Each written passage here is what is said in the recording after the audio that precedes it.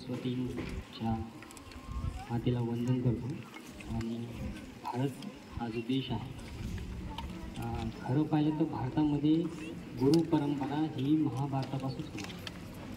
आपण बघितलं असेल महाभारतामध्ये पांडवाची आणि कौरवाची जी गुरुवर्य द्रोणाचार्य, ठीक आहे, यांनी या दोघांनाही शिक्षण सारखंच दिलं होतं. फक्त कौरव जे आहेत ते अधर्माविरुद्ध लढले, अधर्मासाठी लढले, आणि पांडव जे आहेत हे धर्मासाठी. शिक्षा दोघांनाही सारखीच, फक्त त्याच्यामधून निघणारं जे फळ आहे ते मात्र विरुद्ध बाजूनं आपल्याला दिसतं. त्यानंतर रामायणामध्ये सुद्धा आपल्याला गुरु परंपरेचा भरपूर अभ्यास आपण बघितलेला. भारतामध्ये अनेक महान असे गुरुवर्य होऊन गेलेले आणि शिक्षक ही काही नवीन संकल्पना नाही, ही जुनी संकल्पना आहे. अगदी ऋग्वेदापासून सुद्धा आपण गुरुजनांचा काय केलेला आहे, अभ्यास केलेला आहे. तसं भारतीय संस्कृतीमध्ये मातेला आपण सर्वप्रथम गुरु मानतो. तुमची जी आई असते ही सगळ्यात पहिली आपली गुरु असते, आणि त्यानंतर तुमचा जो जीवनाचा प्रवास आहे तो विद्यालयामध्ये किंवा मग गुरुआश्रम किंवा गुरुकाळ, ठीक आहे, गुरुकुल जे आहेत त्या गावात, गुरुकुलकडे पालकवर्ग तेव्हा त्यांना राहण्यासाठी किंवा शिक्षेसाठी पाठवतो. जर आपण चौथ्या शतकाचा जर विचार केला, आपल्याला आता 2 गुरु बघायचे. 2 गुरुबद्दल माहिती सांगतोय. एक आहे आधुनिक डॉक्टर राधाकृष्ण सर्वपल्ली, आणि सगळ्यात पहिले जे 4थ्या शतकातले आहेत, तुम्ही नाव ऐकलं असेल, आता आपण बऱ्याचदा त्यांचा वापर करतो, चाणक्य, विष्णुगुप्त चलित चाणक्य. तर 4व्या शतकापर्यंत भारतामध्ये सम्राटांचं राज्य होतं, नंद घराण्याचं राज्य होतं, आणि अतिशय कुशल प्रशासक म्हणून नंदराज्य जे आहे त्यांनी भारताचं प्रशासन सांभाळलं होतं. अखंड भारत निर्मितीसाठी त्यांचे प्रयत्न चालू होते, पण त्यांच्या सुद्धा राज्याला उतरती कळा लागलेली आपल्याला आठवते. आणि 4व्या शतकाच्या शेवटी त्यांचा जो शेवटचा राजा आहे धनानंद, हा अत्यंत क्रूर, लोभी, लालची आणि सत्तेचा भोग करणारा असा राजा होता.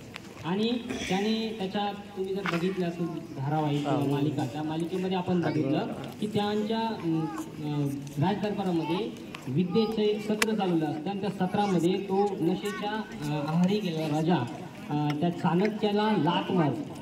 जेव्हा विद्येची परिषद जेव्हा भरवली असते त्या राज्यामध्ये, आणि तेव्हा जो आपला चाणक्य तेव्हा तो भीष्म प्रतिज्ञा करतो की मी विष्णुगुप्त चाणक्य अशी भीष्म प्रतिज्ञा करतो की या धनानंद राजाचा मी सर्वनाश करेन, आणि त्यानंतर मी या साम्राज्यावर या मगध राज्यावर असा एक शासक देईल जो अखंड भारताच्या अस्मितेसाठी त्याच्या प्राणांची प्रतिष्ठा सुद्धा लावायला मागे पुढे पाहणार नाही. आणि त्यांनी ती जी भीष्म प्रतिज्ञा केलेली आहे, ती भीष्म प्रतिज्ञा आपण पाहतो की चंद्रगुप्त मौर्य जे आहे, या चंद्रगुप्त मौर्याच्या ज्या राजा जो त्यांनी तयार केलेला आहे, लहानपणापासून त्याला शिक्षा दिली, त्याला युद्ध कौशल्य शिकवले, युद्धाचे सगळे नियम शिकवले, त्याला सगळ्या विषयात पारंगत केलं, आणि त्याने या बलाढ्य असे 2 लाख सैनिक होते त्या धनानंद राजाकडे. आणि जर आपण संपत्तीचा जर विचार केला असेल तर तिथले असणाऱ्या एका नदीपाशी, मगधच्या साम्राज्य नदीपाशी त्यांची सगळी संपत्ती जवळपास 2 कोटी होण्यावर सुद्धा जास्त त्यांच्याकडे सोन्याची नाणी होती.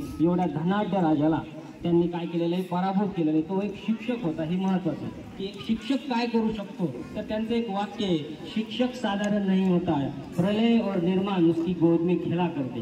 हे धनानंदाचं, हे चाणक्याचं वाक्य आहे, आणि त्यांनी ते खरं करून दाखवलं.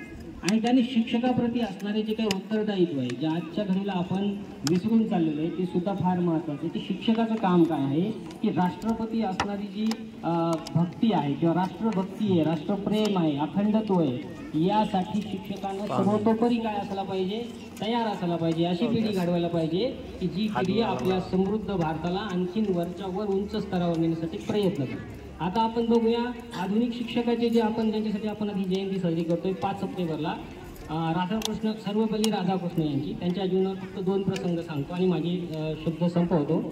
तर राधाकृष्ण सर्वपल्ली जे आहेत, त्यांचं जर जीवन बघितलं तर त्यांना विज्ञान विषयामध्ये फार आवड होतं, आणि त्यांचा जन्म जो आहे तो 5 सप्टेंबर 1888ला मद्रास राज्यामध्ये तिरुवनंतपुरमला झालेला आहे.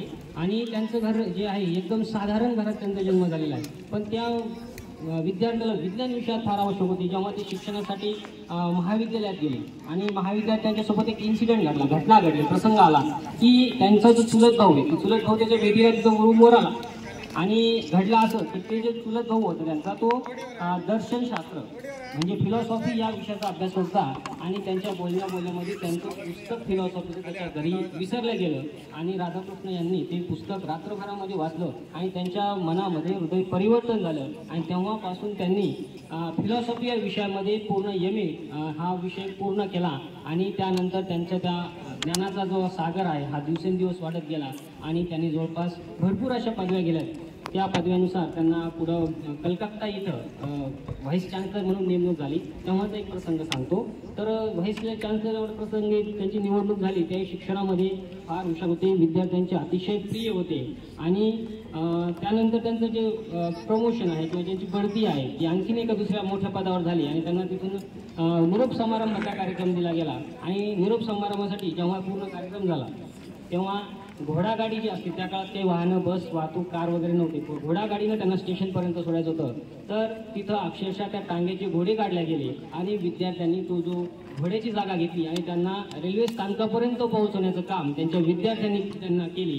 म्हणून ते इतके आदर्श शिक्षक आहे, प्रिय शिक्षक आहे. आणखीन एक प्रसंग, आता वेळेचं भान राखतो, मला आणखीन भरपूर प्रसंग होते त्यांच्या जीवनात. एक शेवटचा प्रसंग सांगतो की त्यांचा व्यासंग कसा होता, अभ्यास कसा होता. तर त्या काळात 1952ला जोसेफ स्टॅलिन नावाचा रशियन हुकुमशाह होता, तानाशाह होता. सगळं जग त्याला घाबरायचं आणि त्याच्यासमोर जर भेटायचं म्हणलं तर एक अशक्य गोष्ट होती. आणि त्या काळात सोव्हिएत संघाचे जे राजदूत होते तेव्हा ते आपले सर्वपल्ली राधाकृष्णन होते आणि तेव्हा भारतीय राजदूताने एम्बेसीने सांगितलं की तुम्ही त्यांना भेटा आणि त्यांच्याकडे वेळ नव्हता. जोसेफ हा त्याचं एक वाक्य होतं, नो मॅन नो प्रॉब्लेम, म्हणजे माणसंच नाही तर काहीच प्रॉब्लेम नाही, अडचण येणार नाही, म्हणून माणसं संपवून टाकायची. माणसं संपले की सगळ्या अडचणी संपली, हाही त्याचं ब्रीफ वाक्य होतं, नो मॅन नो प्रॉब्लेम. आणि मग झालं काय, 2 मिनिटाचा वेळ त्यांना दिला गेला आणि विचारवंत होते आपले दर्शनशास्त्राचे गाडे अभ्यासक होते. त्यांनी 25 पेक्षा जास्त पुस्तकं नुसती व्यक्तीच्या विशेष पैलूवर जीवनचरित्रावर लिहिलेली आहे. व्यक्तीचा अभ्यास त्यांनी केलेला आहे आणि 2 मिनिटाची जी भेटी होती ती भेट बघता बघता 3 घंट्यामध्ये गेली आणि त्यांनी स्वतःच्या पुस्तकात लिहिलेलं आहे की त्या 3 घंट्यात त्यांनी काय असं त्या हुकुमशहाला म्हटले, कारण त्या हुकुमशाला सगळं जग गावलं. तुम्ही जर इतिहास जर बघितला, जर युट्यूबला बघितलं तर जोसेफ स्टॅलिन नावाचं खूप मोठं व्हिडिओ टिप आहे आणि जोसेफ स्टॅलिन त्यांच्या विचारावर एवढा प्रभाव झाला.